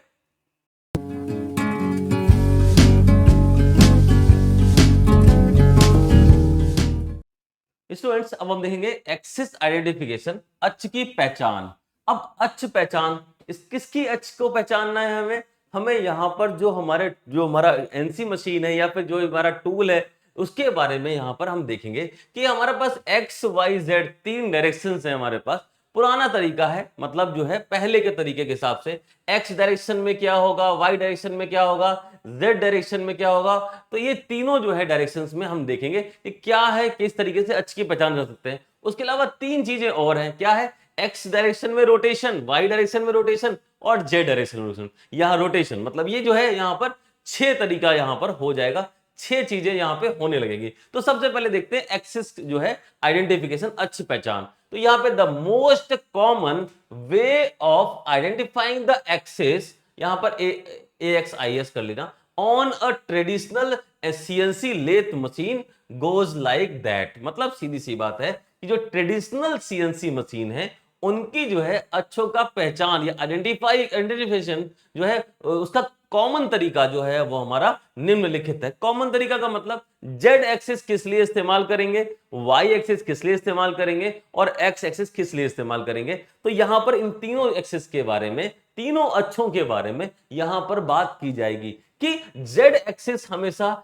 किसके लिए, वर्कपीस के लिए रखते हैं, और एक्स एक्सिस जो है हमेशा टूल के लिए रखते हैं, वाई एक्सिस जो है वो हमारा डिस्प्लेसमेंट बताता है, एक्स एक्सिस से जो है हमें डायमीटर मिलता है वर्कपीस का। तो ये सब चीजें पहले से निर्धारित हैं। तो उन्हीं से माध्यम से हम ये कह सकते हैं कि जो हमारा एक्स वाई जेड डायरेक्शन है उसको जो है आइडेंटिफाई कैसे करें, उसको जो है हम किस तरीके से पहचान करें। तो सबसे पहले आते हैं कि पारंपरिक CNC खराद मशीन पर अक्ष की पहचान करने का सबसे सामान्य तरीका इस प्रकार है, जैसा कि यहां पे लिखा हुआ है। यही तरीका है, क्या है? Z axis run parallel to the axis on the workpiece.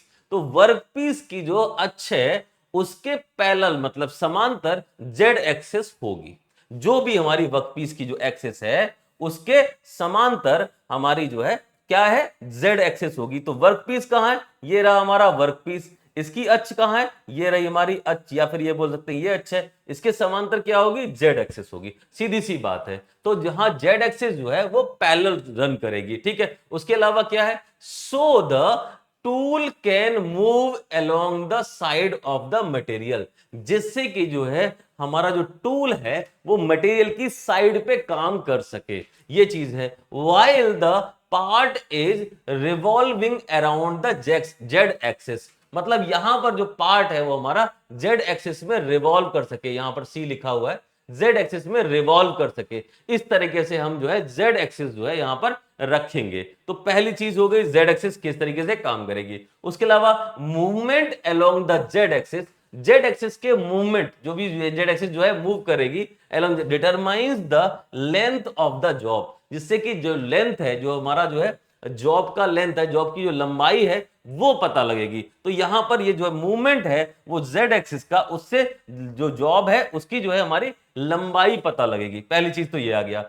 As you can see the X axis is perpendicular to the Z axis, जो जैसा कि आप देख रहे हैं कि जो एक्स एक्सिस है, जो एक्स अक्ष है यहां पर, वो क्या है, वो हमारी जेड एक्स के क्या है, परपेंडिकुलर है। यहां पर भी देखिए परपेंडिकुलर है एक्स एक्सिस, ठीक है, ये बात हो गई। उसके अलावा therefore the tool can move to and from the piece on the X axis to determine the diameter of the part. मतलब अगर कोई पार्ट हो, उसका डायमीटर हो, उसका जो है यहां पर वो ज्ञात करने के लिए यहां पर आप जो है टूल को हम आगे पीछे कर सकते हैं, जिससे कि हमें जो है वर्कपीस का जो है डायमीटर पता लग जाए। अगर हम यहां पर रखें इसके तरीके से, कोई भी हमारा वर्कपीस है, तो उसका डायमीटर पता करने के लिए जो एक्स एक्सिस है उसको जो है हम आगे पीछे मूव करके पता लगा सकते हैं। ये वाली बात यहां पे हो गई। उसके अलावा यहां पर ये सीधी सी बात, इन चीजों से ये पता लग रहा है कि हमारा जो जेड एक्सिस है वो क्या है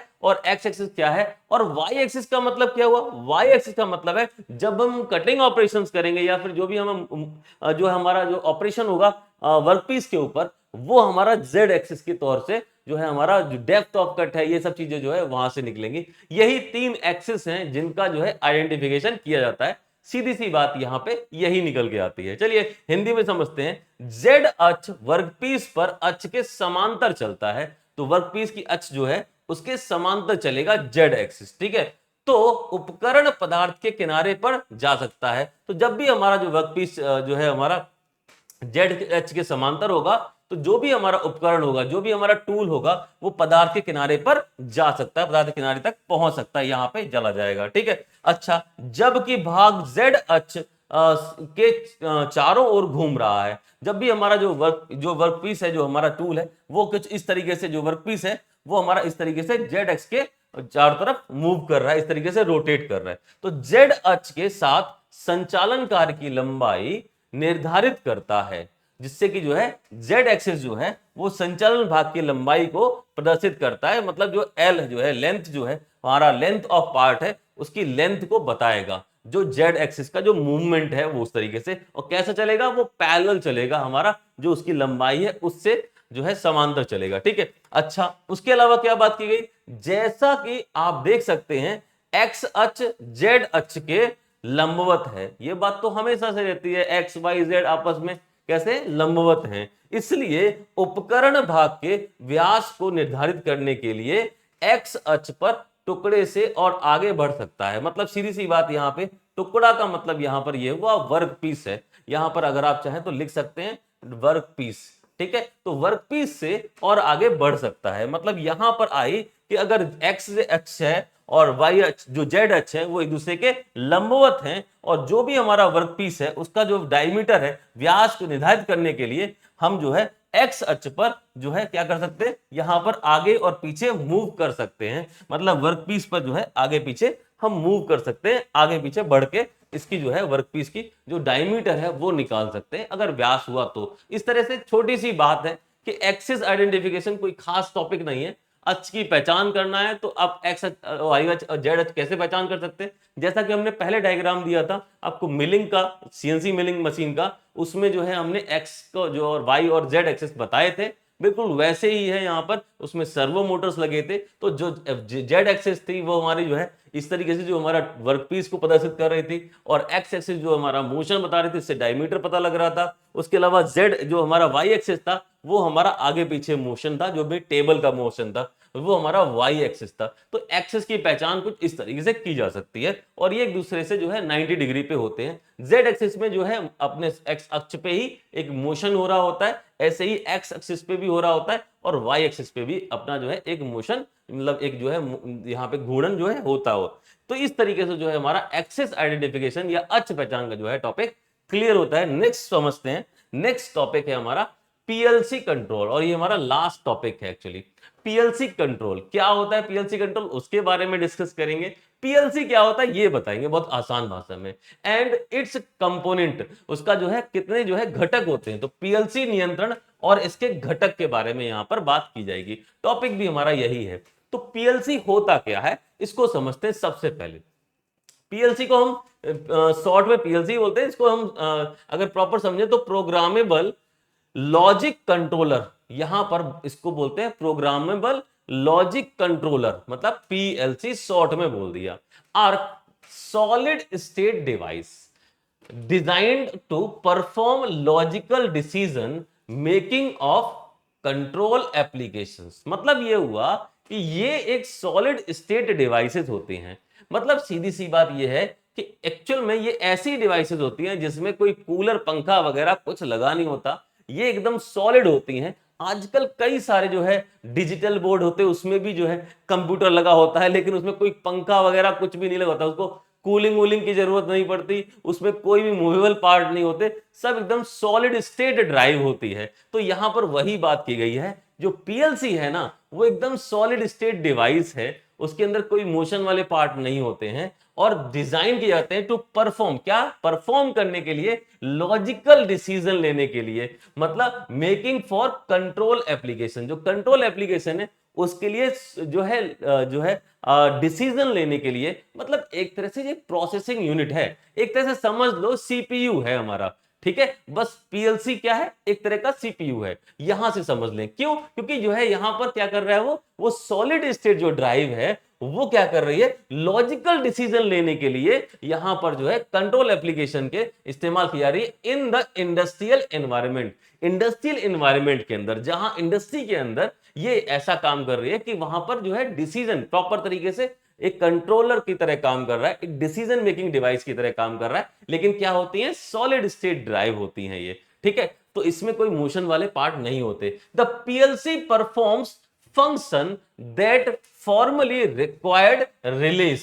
मतलब क्या हुआ, पीएलसी जो है ऐसे फंक्शंस जो है परफॉर्म करती है जो कि जो है जिसमें जो कि रिले, जिसमें कि रिले की आवश्यकता होती है, solid state electronics, solid state electronics की आवश्यकता होती है, और मिनी कंप्यूटर्स, मतलब सीधी बात है, या फिर मिनी कंप्यूटर की आवश्यकता होती है। तो पीएलसी जो है वो वाले काम करता है जिसमें कि जो है रिले की आवश्यकता होती है। एक रिले का मतलब बहुत सारे जो है कनेक्शन उसमें दे सकते हैं, उसे रिले बोलते हैं। सॉलिड स्टेट इलेक्ट्रॉनिक्स की आवश्यकता होती है, उसके अलावा मिनी कंप्यूटर्स बोल सकते हैं उसको, मिनी कंप्यूटर की आवश्यकता होती है। ठीक है, तो एक चीज हो गई। PLC are light weight, PLC क्या है, बहुत हल्के होते हैं, एक चीज। उसके अलावा रग्ड डिवाइसेस, मतलब बहुत मतलब एक तरह से कैसे भी उसको इस्तेमाल कर लीजिए, तो एक तरह से रग्ड डिवाइसेस हैं जो जल्दी से खराब नहीं होते। दैट ऑपरेट विदाउट फैन, जिसके अंदर फैन नहीं लगा होता, एयर कंडीशनिंग, उसमें कोई एसी वगैरह भी नहीं लगा होता, और इलेक्ट्रिकल फिल्टरिंग। ठीक है, उसके अंदर कोई भी इलेक्ट्रिकल फिल्टरिंग भी नहीं होती, मतलब इलेक्ट्रिसिटी को फिल्टर करने के कोई डिवाइस भी नहीं होती। तो एक तरह से यहां पर समझा जाए तो पीएलसी होता क्या है, वो हमें ये समझ में आता है कि ये एक सॉलिड स्टेट ड्राइव है जो कि जो है इंडस्ट्रियल एनवायरनमेंट के अंदर आप जो है कुछ जो है एक तरह से बोले कि लॉजिकल जो डिसीजंस है उसे लेने के लिए इसको बनाया जाता है। और इसमें क्या होता है, एक तरह से रिले, सॉलिड स्टेट जो है इलेक्ट्रॉनिक्स, या फिर बोले मिनी कंप्यूटर्स जो है इसमें इनकी आवश्यकता होती है। और ये जो है बिना फैन के और रग्ड डिवाइसेज होती हैं बिल्कुल, और इनको रग्ड डिवाइसेज मतलब बिल्कुल रगड़ के इस्तेमाल कर लो, चाहे कैसे भी यूज कर लो, प्रॉपर तरीके से यूज हो जाते हैं, और जो है बिना फैन या फिर एयर कंडीशनिंग के ये जो है इस्तेमाल किए जाते हैं। तो ये जो है पूरी बात यहाँ पे निकल के आती है कि पीएलसी होता क्या है, छोटी भाषा में, आसान भाषा में। अगर थोड़ा सा देखें कि ये जो डायग्राम है इसके माध्यम से, तो समझेंगे कि पीएलसी है क्या। एक्चुअली ये पूरा का पूरा जो है हमारा पीएलसी जो है हमारा, यहाँ पर एक तरह से बोले प्रोग्रामेबल जो है हमारा जो है लॉजिक कंट्रोल, ये पूरा का पूरा ये वही चीज हो गई, प्रोग्रामेबल लॉजिक कंट्रोल। मतलब क्या हुआ, इसमें कंप्यूटर भी आ गया, उसके अलावा जो है सीपीयू भी आ गया, इसके अंदर मेमोरी भी है, सब कुछ है। उसके अलावा इनपुट डिवाइसेस हो गए, उसके अलावा इनपुट मॉड्यूल बोल सकते हैं इसको, यह आउटपुट मॉड्यूल बोल सकते हैं, या फिर यहाँ पे और साथ में पावर सप्लाई भी है। तो ये सारा का सारा जो सिस्टम है ना, यही हमारा पीएलसी है। इसका मतलब क्या हुआ, ये तो पूरी तरीके से कंप्यूटर वाली बात हो गई, लेकिन इसमें कोई ऐसा मूवेबल कंट्रोल मतलब कंपोनेंट नहीं है, जैसे कि फैन हो गया या फिर कोई भी जो है एसी, एयर कंडीशनिंग वगैरह सिस्टम, ये बिल्कुल रग्ड डिवाइस के तौर पे इस्तेमाल करता है। अब इसके बारे में थोड़ा और पढ़ लेते हैं, फिर डिस्कस करेंगे। ठीक है, क्या है प्रोग्रामेबल लॉजिक कंट्रोलर या पीएलसी, एक सॉलिड स्टेट डिवाइस है। ये एक तरह की कैसी है, सॉलिड स्टेट डिवाइस है, जिन्हें औद्योगिक वातावरण में नियंत्रण अनुप्रयोगों के लिए, तार्किक निर्णय लेने के लिए डिजाइन किया गया है। मतलब जो है, जो औद्योगिक वातावरण का मतलब सीधी सी बात है, इंडस्ट्रीज के अंदर आप जो है इनका उपयोग करते हैं, जिसमें कि जो है इनका उपयोग करके एक कुछ जो है डिसीजन मेकिंग करते हैं या तार्किक निर्णय लेने के लिए इनका इस्तेमाल करते हैं। और पीएलसी ऐसे कार्य करता है जिनके लिए पहले रिले, सॉलिड स्टेट इलेक्ट्रॉनिक्स या फिर मिनी कंप्यूटर की आवश्यकता होती थी। ऐसा काम जो है करता है जिसमें कि इन चीजों की आवश्यकता होती थी। तो यहां पर जो है ये बात निकल के आती है कि पीएलसी इनकी जगह पे इस्तेमाल कर सकते हैं। पीएलसी हल्के होते हैं, मजबूत डिवाइस होते हैं, मतलब रगड़ होते हैं, और जो बिना पंखे, एयर कंडीशनिंग या इलेक्ट्रिकल फिल्टरिंग के काम कर सकते हैं। तो ये जो है इसकी हिंदी हो गई, समझ में आ गया होगा पीएलसी क्या है। तो यहां पर इन सब चीजों की जगह हम बोल सकते हैं कि ये सारी चीजें जो है एक तरह से हमारा सॉलिड स्टेट डिवाइस या ड्राइव बना दें, या फिर जो है पीएलसी को बोल दें, तो ये अतिशयोक्ति नहीं हुई। क्या है यहाँ पर, इनपुट सेंसर डिवाइसेस यहाँ पे लगे होंगे, उसके अलावा पावर सप्लाई लगी हुई है, इसको भी पावर सप्लाई, इसको पावर सप्लाई, इसको पावर सप्लाई, तीनों को पावर सप्लाई दे दी गई। उसके अलावा यहाँ पर सेंट्रल प्रोसेसिंग यूनिट, उसमें मेमोरी लगी हुई है, प्रोग्राम है, डेटा है बहुत सारा, और ये सब किससे, प्रोग्रामिंग कंप्यूटर से जो है कनेक्टेड है। और यहां पर प्रॉपर इनपुट हुआ, जो भी डेटा दिया, उसके बाद यहां से आउटपुट हो गया। इनके बीच में जो है ऑप्टिकल आइसोलेशन लगे हुए हैं, ऑप्टिकल आइसोलेशन इनको जो है प्रॉपर तरीके से प्रोटेक्ट करते हैं। और उसके बाद आउटपुट लोड डिवाइसेस को जो है पूरा का पूरा यहां पर सेटअप चला जाता है। तो मतलब यहां पर जो है सारा का सारा फंक्शन जो है एक तरह से एक ही साथ हो रहा है। और इस तरह की जो डिवाइसेस हैं उनको हम पीएलसी बोलते हैं, जो कि हमारा इन सभी जो है कंप्यूटर्स का या फिर पूरा का पूरा संगठन है, इनकी जगह पे अकेले इस्तेमाल किए जा सकते हैं। उन्हीं को बोलते हैं पीएलसी कंट्रोलर, ठीक है, या पीएलसी कंट्रोल। तो ये जो है टॉपिक हमारा यहाँ पे पीएलसी कंट्रोल का हुआ। थोड़ी सी बात और है, ठीक है, क्या है, programmable logic controllers have 3 components. इसके क्या होते हैं, घटक के बारे में तो बात करनी पड़ेगी ना, वहां तो पीएलसी के बारे में बात की। अब क्या है, उसके जो है कितने कंपोनेंट्स हैं उनके बारे में बात करें। तो कितने कंपोनेंट है, 3 कंपोनेंट्स हैं। कितने घटक हैं, 3 घटक हैं।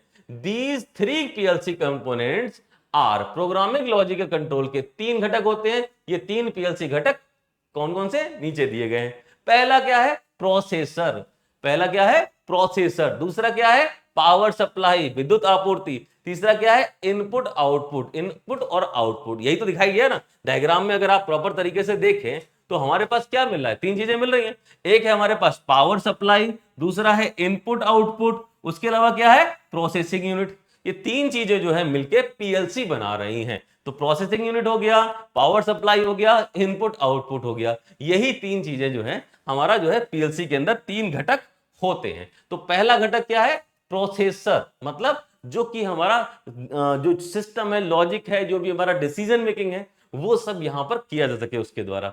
तो यहां पर समझते हैं, द प्रोसेसर और the brain of PLC system. जो प्रोसेसर होता है ना, उसको ब्रेन ऑफ पीएलसी सिस्टम बोलते हैं, ठीक है। तो ये पीएलसी सिस्टम का ब्रेन है, मतलब दिमाग, समझ सकते हैं।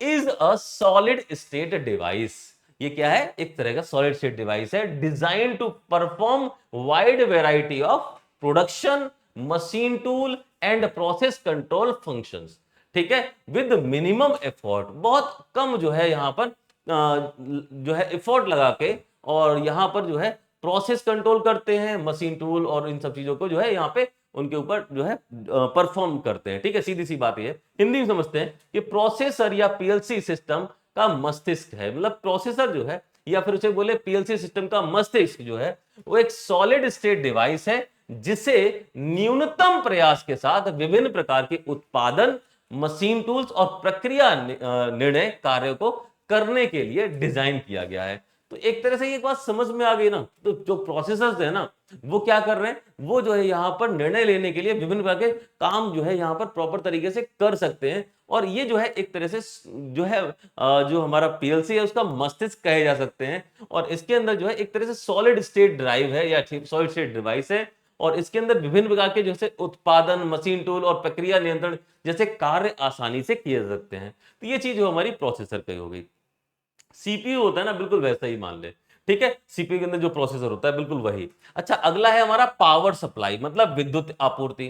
अब पावर सप्लाई मतलब एसएमपीएस बोलते हैं जनरली कंप्यूटर्स की लैंग्वेज में, कि एसएमपीएस लगा हुआ है या फिर पावर सप्लाई लगा हुआ है, ठीक है। क्या है पावर सप्लाई, जाहिर सी बात है यार, इनपुट और आउटपुट को पूरी तरीके से पावर को सप्लाई करेगा। तो यही सब चीजें तो यहाँ पे होंगी। क्या है, PLC is an essential component, ये एक एसेंशियल कंपोनेंट है टू रनिंग द पीएलसी, को चलाने के लिए, पीएलसी को चलाने के लिए यहां पर पावर सप्लाई की प्रॉपर जरूरत पड़ती है, ठीक है। उसके अलावा क्या है, it converts the input source power into voltage required for internal जो है सर्किटरी। मतलब यहां पर सीधी सी बात यह है कि ये क्या करता है पावर सप्लाई, ये जो है हमारा इनपुट सोर्स का जो हमारा वोल्टेज है उसको प्रॉपर तरीके से यहां पर जो है जैसा रिक्वायर्ड वोल्टेज होगा उसमें कन्वर्ट करके पूरे सर्किट को प्रदान करता है। ये अच्छी बात है। यहाँ पे पावर सप्लाई क्या कर रहा है, ये प्रॉपर तरीके से बाहर से आने वाली जो भी हमारी इलेक्ट्रिसिटी है, जो भी हमारा करंट है, उसको प्रॉपर तरीके से यहाँ पर वोल्टेज को प्रॉपर तरीके से कन्वर्ट करता है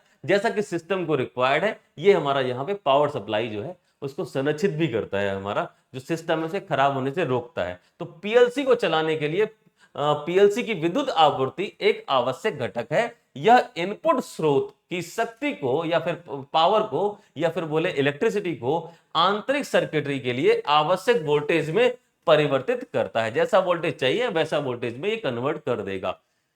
अगला और लास्ट मतलब क्या है, इनपुट आउटपुट। इनपुट और आउटपुट, ये इनपुट और आउटपुट क्या है, यहां पे IO लिखा होता है। I का मतलब इनपुट, O का मतलब आउटपुट, ठीक है। The input and output protects the CPU from electrical noise. यहां पर इलेक्ट्रिकल नॉइस से जो है प्रोटेक्ट करता है इनपुट और आउटपुट। इलेक्ट्रिकल नॉइस क्या मतलब क्या है, यहां पर वाइब्रेशन से है या फिर ये बोले शॉक से है या फिर जो अनइवन इलेक्ट्रिसिटी है उससे है यहां पर, ठीक है। The input output selection is where status signals are filtered to remove noise. मतलब यहां पर जो इलेक्ट्रिकल जो सिग्नल्स हैं या फिर स्टेटस सिग्नल है उसको यहां पे फिल्टर किया जाता है जिससे कि जो है नॉइस रिमूव हो जाए। वैलिडेट वोल्टेज लेवल, जैसा कि वोल्टेज लेवल हमें चाहिए वैसा हमें प्रॉपर तरीके से मिले। And CPU decisions are made and put into operation, जिससे कि जो है CPU जो है प्रॉपर तरीके से डिसीजन ले पाए यहां जो है किसी भी ऑपरेशन के दौरान। तो इनपुट और आउटपुट जो है CPU को विद्युत शोर से बचाता है, जो इलेक्ट्रिकल जो नॉइस है उससे बचाता है। और IO जो है हमारा इनपुट आउटपुट जो खंड है या फिर जो हमारा पार्ट है वह है जहां शोर को दूर करने के लिए, मतलब जो नॉइस है उसको दूर करने के लिए वोल्टेज स्तरों को मान्य करने और CPU निर्णय लेने और संचालन लेने में लगाने के लिए स्थिर संकेतों को फिल्टर किया जाता है। तो यहां पर एक तरह से ये बोले इनपुट और आउटपुट में क्या काम हो रहा है, इनपुट क्या कर रहा है, जो भी हमारा निर्णय लेने हैं उसके लिए क्वेश्चंस प्रोवाइड कर रहा है, मतलब पूरा का पूरा डेटा प्रोवाइड कर रहा है। और यहां पर जो है जो निर्णय लिए जाते हैं वो हमारे आउटपुट के माध्यम से जो है प्रॉपर तरीके से संचालित होते हैं। तो इनपुट और आउटपुट जो है बेसिकली यहां पर क्या कर रहा है, यहां पर फिल्टर करता है, जो संकेत हैं उनको प्रॉपर तरीके से फिल्टर करता है। जो हमारा निर्णय लेता है, क्या हमारा जो CPU है वो जो प्रोसेस करता है उसको भी जो है यहाँ पर संचालित करते हैं, उसको भी जो है यहाँ पे ट्रांसफर करते हैं आउटपुट के लिए। तो ये जो है हमारा यहाँ पर नॉइस को भी कम करता है। तो ये सब तीन चीजें हो गई, तीन घटक हो गए किसके, यहाँ पर जो है PLC के प्रोग्रामेबल लॉजिक कंट्रोल के तीन घटक हो गए। ये जो है हमारा यहाँ पे कंप्लीट हो जाता है और यहीं पे हमारा जो चैप्टर है वो भी कंप्लीट हो जाता है। तो लास्ट बोलेंगे थैंक यू और प्रॉपर तरीके से इसको पढ़ लेना और इसी से जो है आपका पूरा कंप्लीट टॉपिक कवर हो जाएगा। एक एक टॉपिक कंप्लीट हो चुका है इस चैप्टर का। ठीक है स्टूडेंट्स, थैंक यू। डाउनलोड करें APH इंजीनियरिंग एकेडमी ऐप और पाएं बेस्ट कोचिंग।